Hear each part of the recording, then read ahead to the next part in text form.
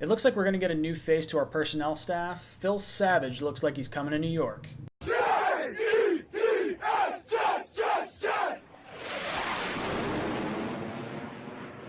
C.J. Mosley, another player from Alabama, likely to go in the first round. I look at Baltimore at pick number 17, or maybe even your Green Bay Packers at 21 as well. If you're new here, hit that subscribe button. If you've been here before, welcome back. I love having you here. What should we expect from Phil Savage? Who is this guy? Where does he come from? Everything you need to know right here. Phil Savage started his NFL career with the Cleveland Browns when he was hired as a coach by Bill Belichick back in 1991. It wasn't until 1994 that he decided to switch into the scouting side of the NFL, and then in 1995 he moved with the Browns to Baltimore to become the Baltimore Ravens.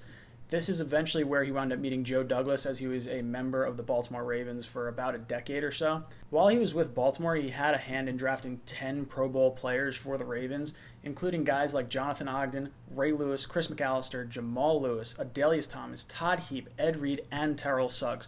So obviously, this guy has an eye for talent and knows what it takes to make it in the NFL. In 2005, Savage went back to the Cleveland Browns as the new general manager. He went on to draft Joe Thomas in 2007, which is also the last year that the Browns had a winning record in the NFL, so you're talking 12 years ago, and it's the last time they made the playoffs. In 2010, Savage went to the Philadelphia Eagles as a player personnel consultant, where he worked under Howie Roseman. Obviously another Joe Douglas kind of connection there. So people that Joe Douglas trusts believe in Phil Savage. So I think that is a huge connection and a huge reason why he's here. Most notably, Phil Savage has been the executive director of the Reese's Senior Bowl from 2012 to 2018.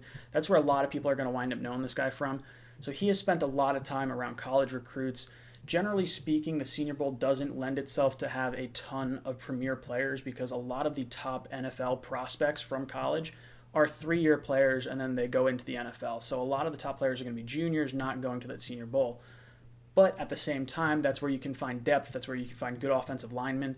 A lot of linemen will spend 4 years in college trying to groom themselves. So I think this is something that bodes well for the Jets from a scouting perspective. And most recently, in 2018, he became the general manager of the Arizona Hotshots, a team with the Alliance for American Football.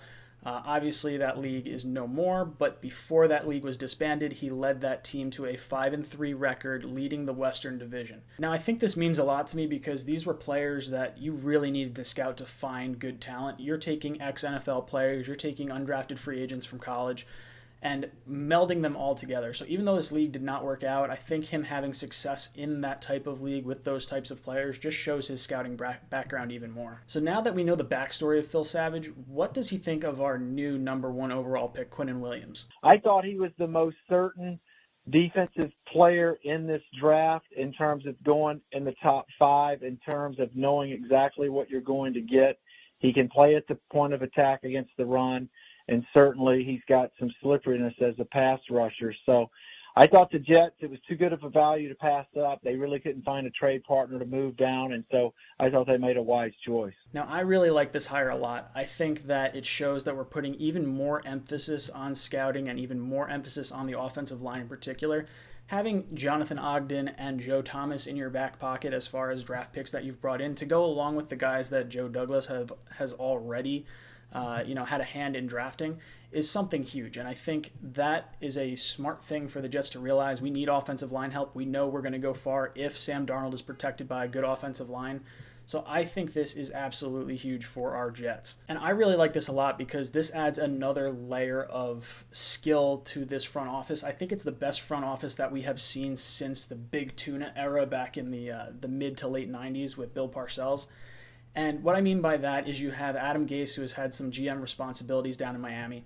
You have Joe Douglas, who is our new GM. And then, of course, you have Phil Savage, who was the GM of the Browns. So you basically have 3 GMs on this team, not to mention 2 head coaches in Adam Gase and Greg Williams. So you have a lot of firepower and a lot of knowledgeable people on this staff that we haven't had in the past. So for me, I love this hire. I think the Jets are going in the right direction. Jet fans, you should totally be stoked on this move. Let me know what you guys think down below. And as always, go Jets.